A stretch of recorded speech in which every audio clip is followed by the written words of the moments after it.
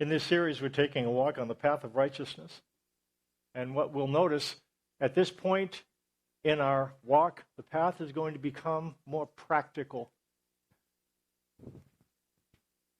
Look at the path. It goes from faith, goodness, knowledge, self-control, and perseverance. Over the next couple of weeks, we're going to look at self-control and perseverance, and what we're going to find is that the path is going to go from vertical to horizontal, from what we need to believe to what we do. The rubber is going to start hitting the road, and then it's going to go from there to godliness, kindness, and love.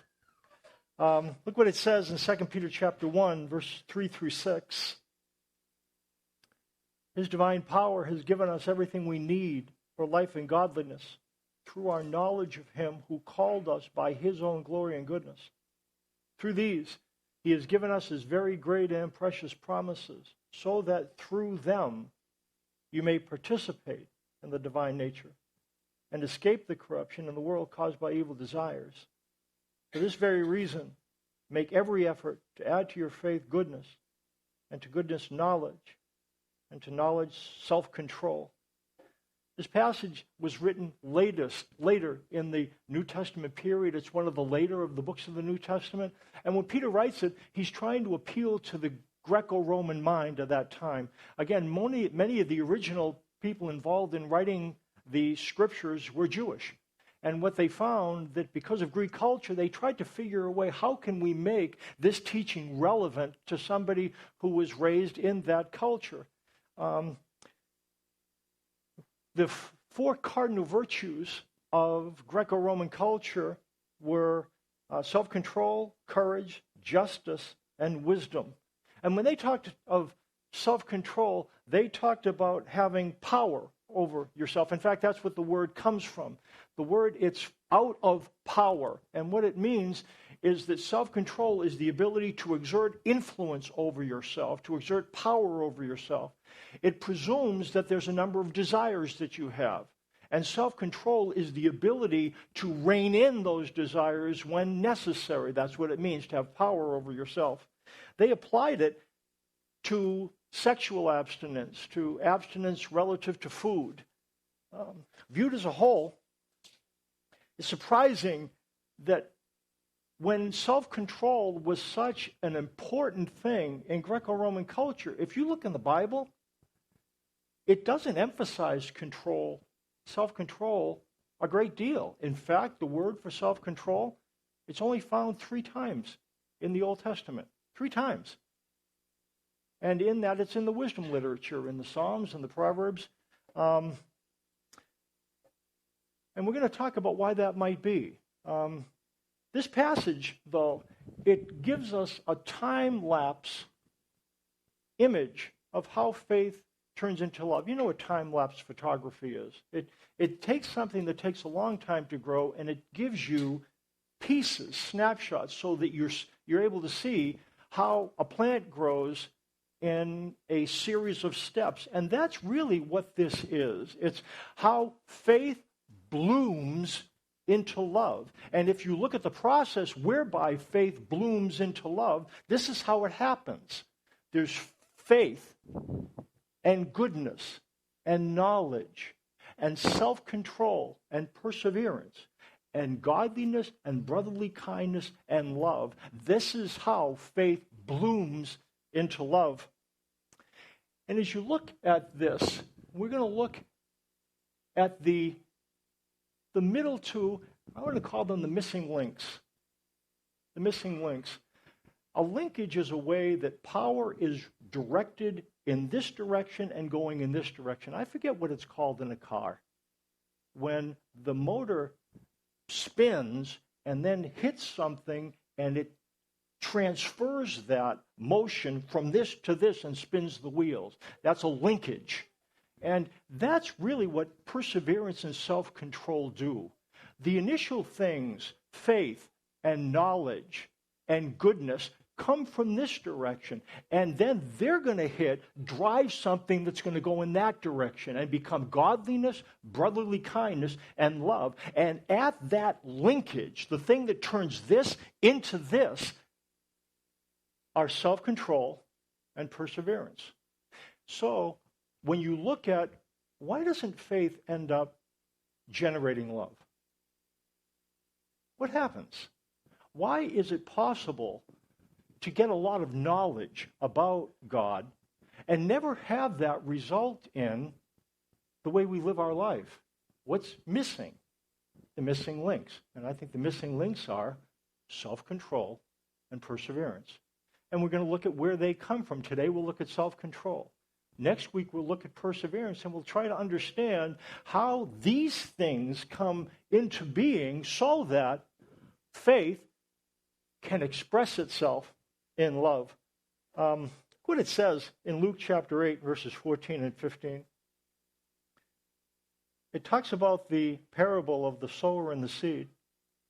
It said, the seed that fell among thorns stands for those who hear, but as they go on their way, they are choked by life's worries, riches, and pleasures, and they do not mature.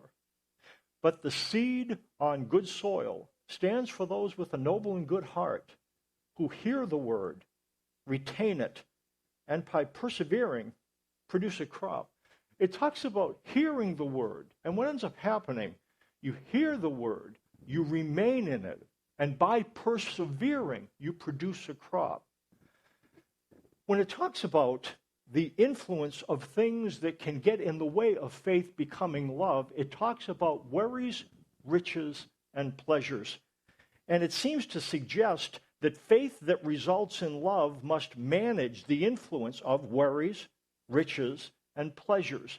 And in that sense, to be able to deal with worries, the influence of riches, the influence of pleasures, would you agree with me? That takes self-control relative to making decisions that lead to not basing security in money. There's a lot of solicitation. Put your trust in money and to not go down that road. To have money without putting an inordinate amount of emphasis, it takes self-control. Would you agree with me? Worries. Again, worries are very difficult to control. In fact, we'll talk about, I think the only way the Bible describes is us being able to do pleasures. And this is how the Greeks understood it, to not give ourselves to living only for pleasure. And we talked about last week the three questions that people would ask in the last days. Will it benefit me? Will it make me money? Will it give me pleasure? Because people will be lovers of self, lovers of money, lovers of pleasure. What should I do? What should I do today? What should I do this weekend? What will benefit me? What will make me money? What will give me pleasure? What should I do for a living? What will benefit me? What will make me money? What will give me pleasure? There is, and again, these are things that we are going to be aware of, that we're going to want to deal with. But if we become overwhelmed, in fact, you know what it talks about being choked. I talked about this before. When it says they're choked by life's worries, riches, and pleasures, it's not throttled by them. Again, worries, riches, and pleasures, it's not that they oppose what God does. God tells us things. And it's not that worries, riches, and pleasures battle and they throttle what God says. The image is different. When Jesus was leaving a house, he stepped outside and he was choked by people. Now, they weren't beating him up. What happened? They inundated him so that they were all around him and he couldn't move. The image for choked is to be surrounded and suffocated by people. But when it talks about worries, riches, and pleasures, they are choking influences. It's not that they oppose, but they make it so that there's no room for anything else. Worries, riches, pleasures, from the time we wake up in the morning, our minds are aware of, geez, what do I have to do today? Boy, I'm looking at my checkbook. I'm not sure how I'm going to manage this. I wonder what I can do tonight and tomorrow. You know, and these thoughts, those aren't bad thoughts, are they? Are those bad thoughts? They're thoughts we have to think about. We have to think about things like that. The problem with choking is that they can become so much a part of what we think about that there's no time or opportunity to think about anything else. Thoughts about God, God thoughts don't have a chance to be able to wedge their way in there because thoughts about God are being choked. That's the image here. Choked by worries, riches, and pleasures. No room to think about God. How many of you can understand that? I get that. Self-control is about not choking. And when we look at what godly self-control looks like, I'm going to make a couple points. Godly self-control comes from faith. Godly self-control comes from faith. There's self-control that's not necessarily godly. I mean, people in this world exercise self-control that don't care about God at all. And you can generate a degree of self-control, absolutely. Some people are very self-controlled. But there's a couple things about biblical, godly self-control that we have to keep in mind. That godly self-control comes from faith, and it leads to love. First of all, godly self-control comes from faith. When we look at where self-control comes from in the Bible, according to the Bible, it's not so much a reflection of us looking at ourselves and holding something down inside of us. Now, that's the way we think about self-control. Self-control in the Bible comes not from focusing on ourselves, but focusing on Him. And again, you think, well, that's really what it is. It's about His glory and goodness. That's what it says. His divine power has given us everything we need for life and godliness. Do we need self-control for life and godliness? Do we need self-control for life and godliness? Yeah, to deal with worries, riches, and pleasures we do. It says, through our knowledge of Him, who called us to His own glory and goodness, by these He has given us His very great and precious promises. So where does self-control come from? Divine power channeled through the knowledge of Him. His goodness, that's the difference from godly self-control. It rises from knowing Him and knowing His promises. And we'll talk about what that means. And what we'll say? Godly self-control comes from contact, not control. Contact, not control.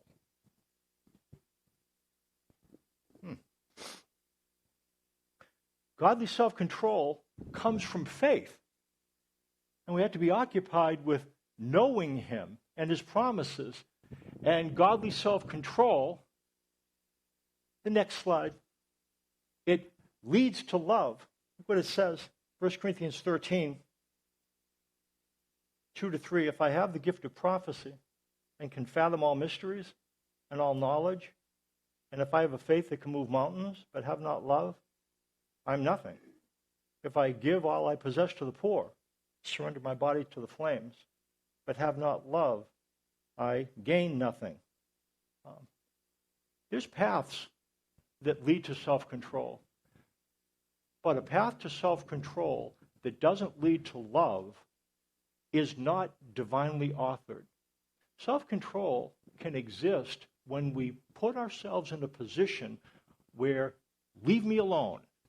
Now, if I get everything in place, if my car is in exactly the right place in the garage, if my checkbook is in place, if my food is in place, if I can just keep my life like, leave me alone.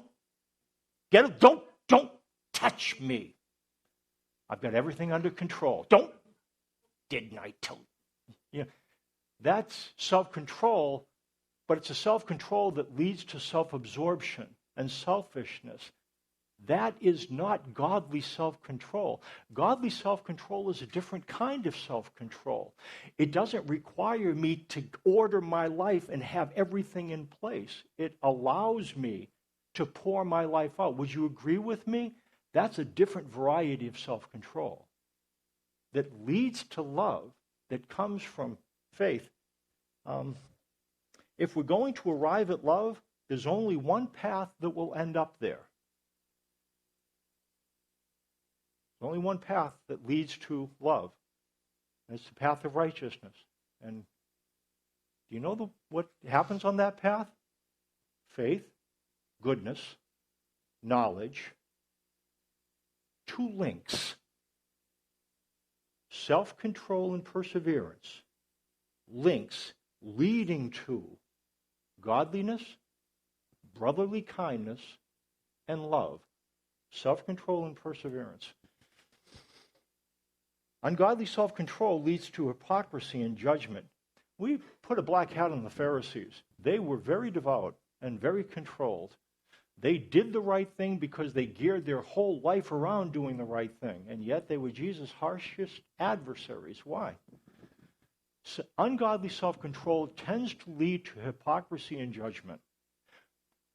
When I'm able to exert influence over myself and keep myself in line, I have a tendency to dismiss things that I don't want to exist. You know what that's called? Hypocrisy. I pretend that I don't deal with that.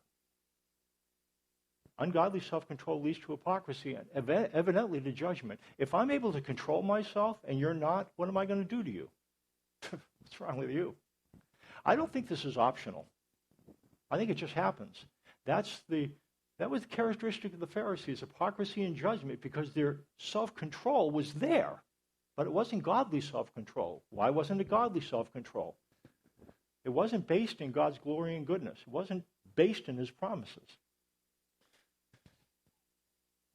How do we find self-control? And I talk about find self-control, and I'm using my words carefully. You can generate self-control. But if it's going to be self-control that comes from faith and self-control that leads to love, you're going to have to find that in God. Again, you can do self-control, but not that comes from faith and not that leads to love. That's a different kind of self-control. How do we find that? Godly self-control comes from a secure connection with God. Look what it says. The fruit of the Spirit is love, joy, peace, patience, kindness, goodness, faithfulness, gentleness, and self-control. This self-control doesn't come from the influence of try hard. It comes from the Spirit. Now we're going to look at what that means. It's the fruit of the Spirit. The fruit of the divine Spirit is those things. And in Romans 8, it talks about the nature of the Spirit's influence. How does he influence us to do what he wants us to do? Look what it says in Romans 8:15 and 16. For you did not receive a spirit that makes you a slave again to fear, but you received the spirit of sonship. By him we cry, Abba, Father. The Spirit himself testifies with our spirit that we are God's children. The fruit of the Spirit is self-control. So what that means is self-control is going to come from the influence of the Spirit in our life. And there is some content for that. How does the Spirit influence us to be self-controlled people? He has to do that. And there are some clues here. We talk about this frequently. You have not received a spirit that makes us a slave again to fear. How much of self-control is driven by fear? Think about it. How much of self-control is driven by fear? Geez, I better rein myself in. Because if I don't rein myself in, will happen.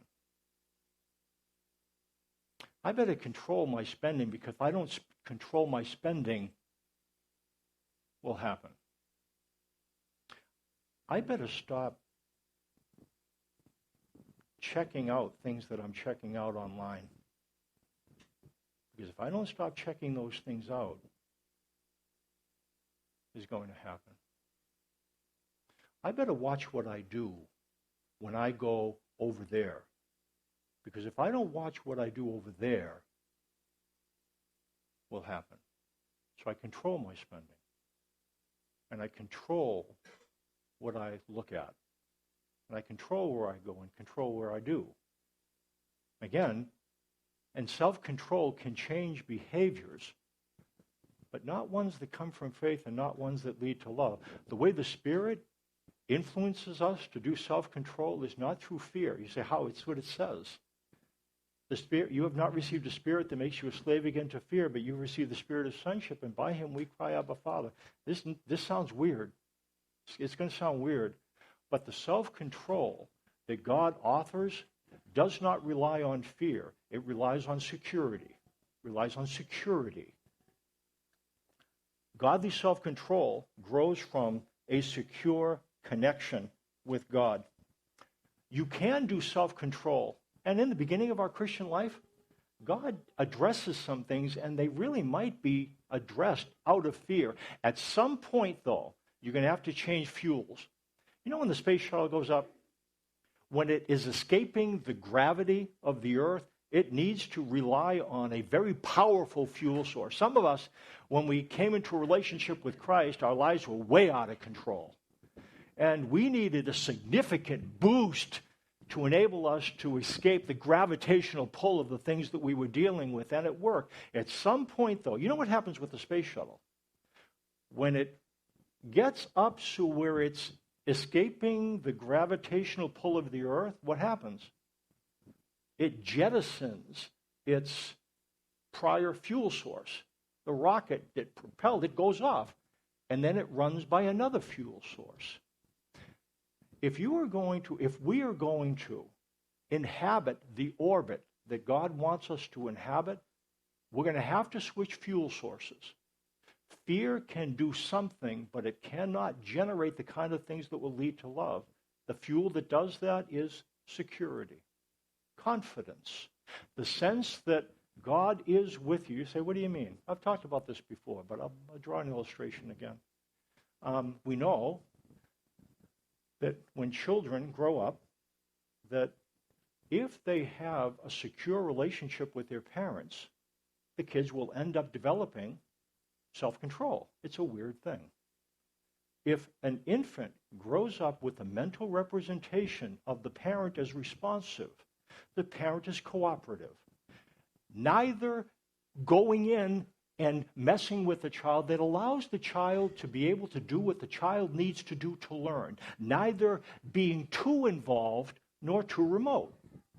The parent is cooperative, not frustrating the child by never allowing the child to do anything, but not frustrating the child by never being available. Do you understand? There's the thing in the middle, to be cooperative, understanding, I think I need to let him alone, to let him try to put things back in place. If we insert ourselves too much, we frustrate our children's growth. Yeah, you understand that. Cooperative, accepting. Children will let us know when they have needs. Sometimes they will let us know with inviting looks. You've seen the look, the eyes when they kind of focus, and you'll know that they want to connect, and that's when you lean in and you talk with them. Sometimes they let us know by aversive signals. I'm sure you've heard those as well. They tend to be not as pleasant. I need to be changed. I'm feeling sick. They let us know. And when we respond to those signals, do you know what the infant ends up having a mental image of? You respond to me. And you are the most important person in my life. And when I cry, you come. And when I beckon you, you're with me. Sensitive. When you understand a child's signals, so you can understand, moms are maybe better at this than dads.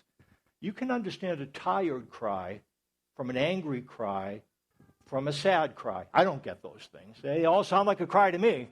But you're sensitive to the signals. Oh, you're tired. And that's part of it.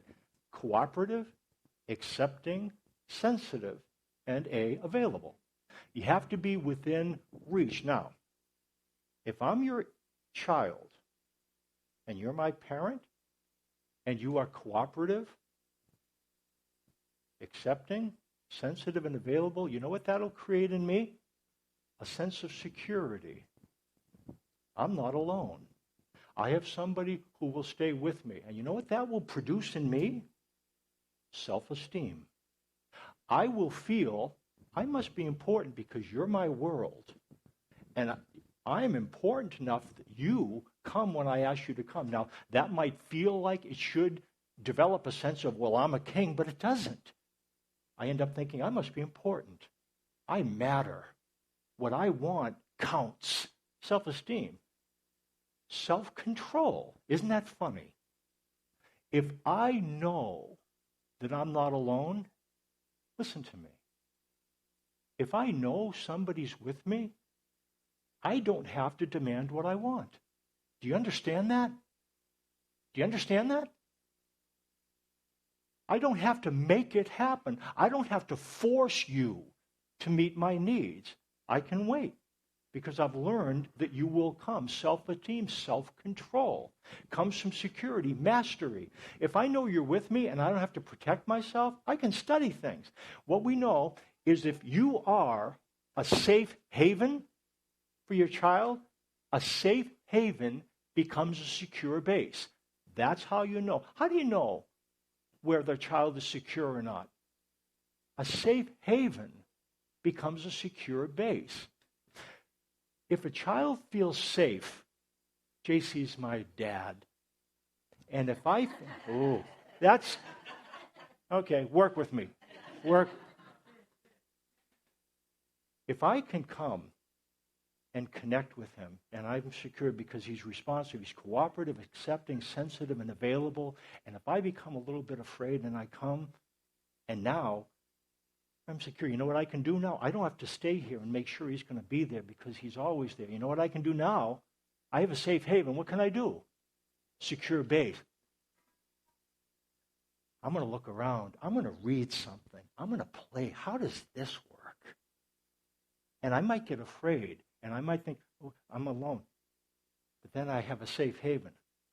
And then I get my safe haven, and so I can play. And you know what I'm learning? I'm learning. Self-esteem, self-control, mastery. You know what else it does? Empathy. So if I have somebody and I see somebody else with a need, see, I know that relationships are good. So if I see you and you're hurting, I know that relationships are good. And so what I'm going to do, I'm going to go over to you and see how I can help you because relationships are good. Because it's really good to have somebody that cares. So now I care about you. Do you understand how that works? Self-esteem, self-control, mastery, and empathy. All those things come from being securely connected. Here's my question.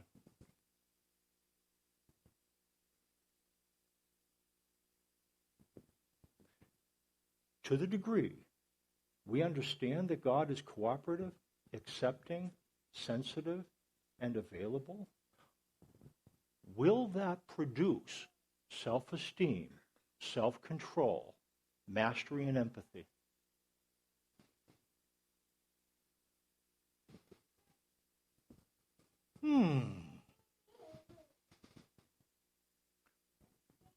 Will? Stay with me. He's not a good dad. He's not cooperative. He's not accepting. He's not sensitive. He's not available. And when I go to him, I don't get what I need. And you know what I'm going to do now?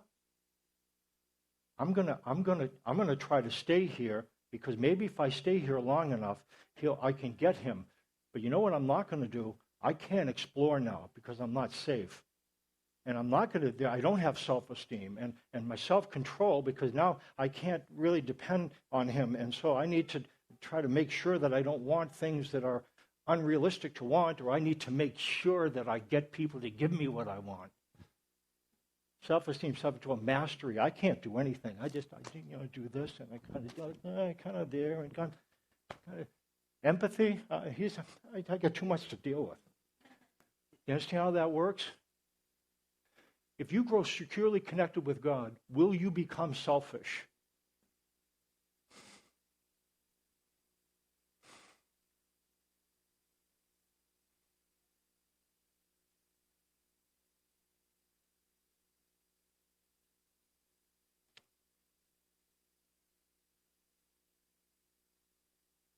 To the degree you're insecurely connected with God, will you be selfish? Will you be self-controlled? Do you know where self-control comes from? Understanding that you have a Father who will never leave you and forsake you. As the roots of your faith go down into his glory and goodness and in his promises, you know what starts to evolve? the missing link.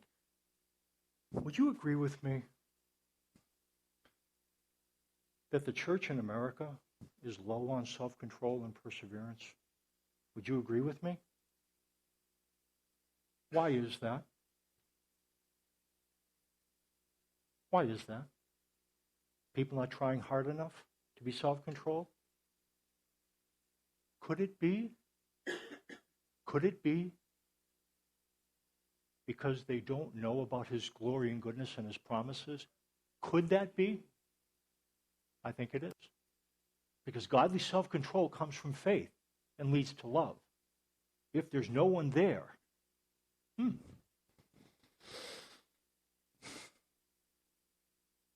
fruit of the Spirit is self-control. Remember we talked about the 7 senses? Let me see if I get this up, Abby. Remember we looked at this?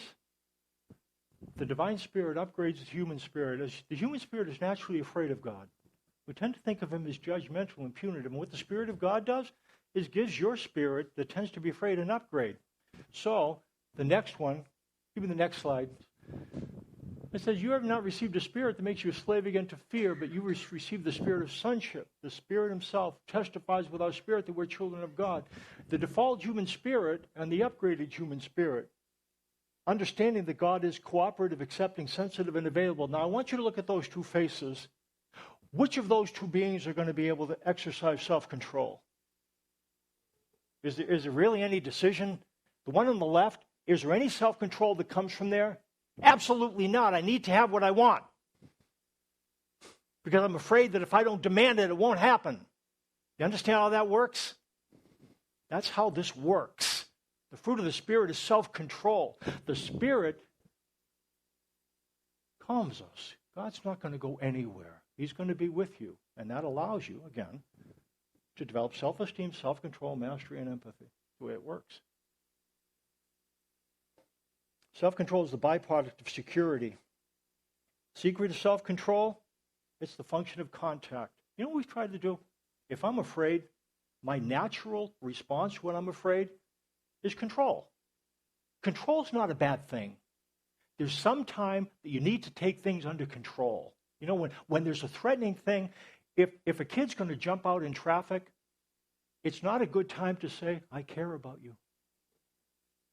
Daddy's going to be here.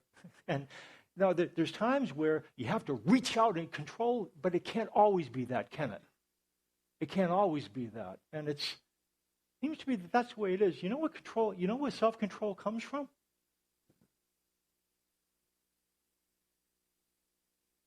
Contact. This is self-control. It comes from contact. It's not the means whereby and when I know somebody's there for me, I start to develop a mental representation by contact, and it leads to self-control. Godly self-control grows from secure connection with God and grows from conscious contact with God. What it says, do not be anxious about anything, but in everything by prayer and petition with thanksgiving, present your requests to God. And the peace of God, which transcends all understanding, will guard your hearts and minds in Christ Jesus. Self-control is about not choking. And this is interesting. It's about preventing the mind from being overrun by anxious thoughts. Do you remember what I said choking is? Choking, it's not this. It's being inundated. It's the image I get is orcs. Those they're really ugly, and they're just zillions of them. Zillions, some of them are huge. And so they just spill out all over everything. That's what anxious thoughts feel like. Anxious worries, it's just a bunch of orcs, and it's really, well, how do you prevent your mind from being overwhelmed by them? When I get up in the morning, I don't ask to become anxious. Oh, let me see, what can I do to become anxious about today? It's there when I'm there. When I wake up, bing, what are you going to do? Orcs. No room. From when we get up in the morning to when we lay down at night. And at night we might I think I'll think about God. And here they come, orcs. What do we do with that? What do you do? Just say no. Oh, good luck with that. Come on, be controlled. Control your thoughts. Yeah, good luck with that too. What it says here, don't be anxious about anything, but in everything by prayer and petition with thanksgiving, present your request to God. Do you know what this is talking about, by the way? Contact. Question. If you present your request to God, in this passage, what will he give you? Okay? Will God give you what you want in this passage? Present your request to God, and he will give you the request that you have asked of him. Is that what the verse says? Oh, is that right? So if you pray to God about the thing you're anxious, you can't trust that God will give you that thing? What will God give you? The peace. What does the peace of God do? Protects your mind from being overrun by orcs. That's what it does. It creates a protective perimeter. The peace of God guards your hearts and minds in Christ Jesus. So you know part of the deal with prayer is? Prayer is not about getting the thing you want. It's about getting the peace you need. That comes from contact. Contact. I'm afraid. I'm concerned. You express that to God in light of his commitments. You're not begging. With thankfulness, thanks you with me, but you say it out loud. God, I'm scared.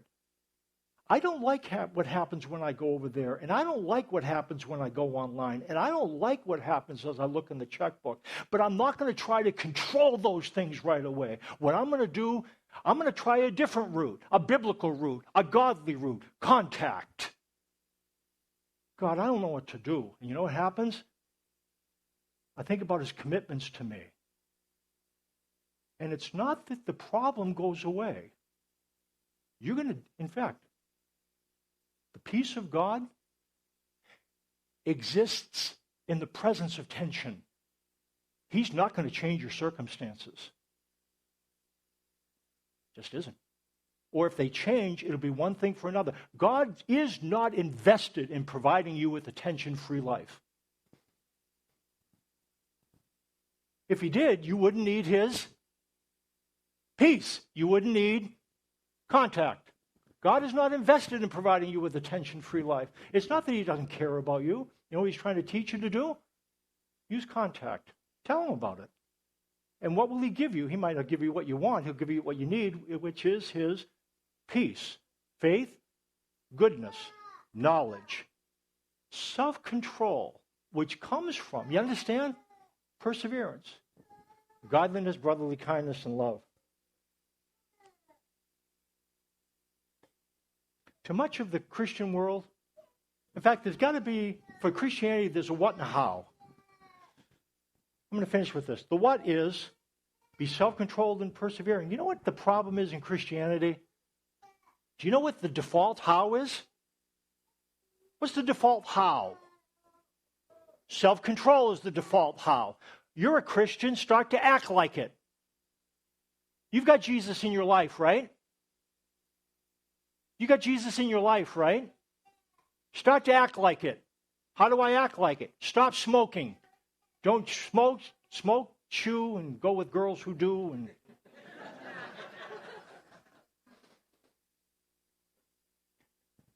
can you change your behavior by doing that? Can you? Is the change come from faith and lead to love? Or does it come from fear and lead to hypocrisy and judgment? Do you know one of the most reprehensible sins that Jesus dealt with is self-righteousness? Well, I can control myself. What's wrong with you? What in the world is wrong with you? And we tend to think, I'm self-controlled. God must like that. No, he doesn't. That doesn't come from faith. It doesn't lead to love. I compare myself with others, look down at them. How do you get rid of that? Godly self-control. You know what the how is? You know what the how is by now, don't you? The secret to control is that it comes from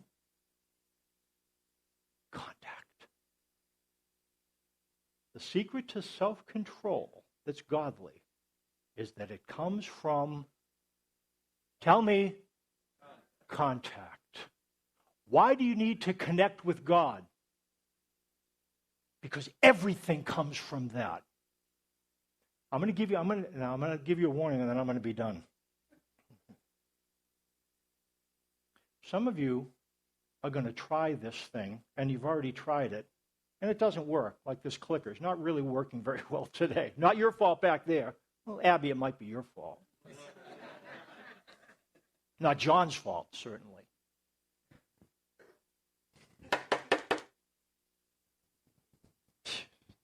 You know, I just...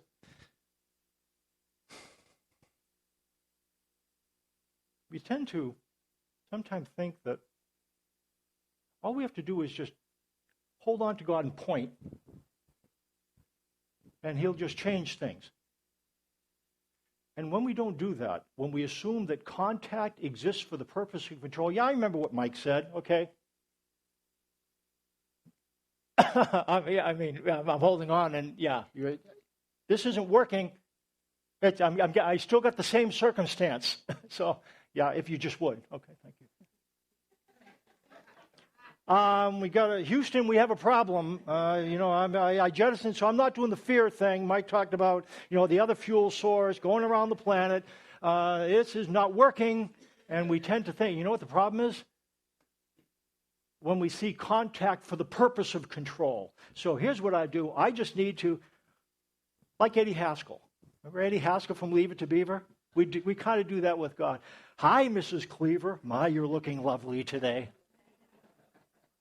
And we kind of do that with God. We say, I love you, God. You hear what I said? I love you, God. Okay.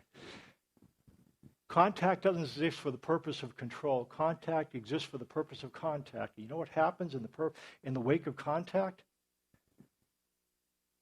We start to experience self-control. So some of you are wondering, it doesn't work. It does work. The peace is what He gives you, not circumstances. This is a rubberized flashlight. I went camping, and when I was a youth pastor, and one of the guys that was along was dealing with a kid, so there was a raccoon that was furrowing in a garbage pail right outside the window of this cabin. And my friend was there, and he was a youth leader, and he says, and this kid had gotten a board with nails in it, and he was whacking the raccoon. And my friend said, "Stop it." And he wouldn't stop it. He goes, "I'm warning you, stop it." He took a flashlight like this, and he bam! And he whacked him on the head. And you know what happened? He stopped it. He stopped it immediately. Why am I... Remember I talked about the Bible illuminating God? God doesn't club us in order to try to get us to control things. The Bible is not something that God uses to make us afraid. It points out God's glory and goodness and His very great and precious promises, because to the degree you see Him as cooperating, accepted, sensitive, and available, it will increase your sense of security. You'll know that God's not going to whack you over the head with a flashlight. That's not what the light is for. And the wake of that, you will develop slowly a self-control that comes from faith and leads to love.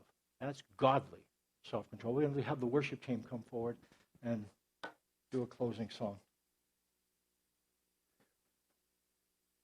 Father, thank you for your word, and by not just giving us a what, but a how.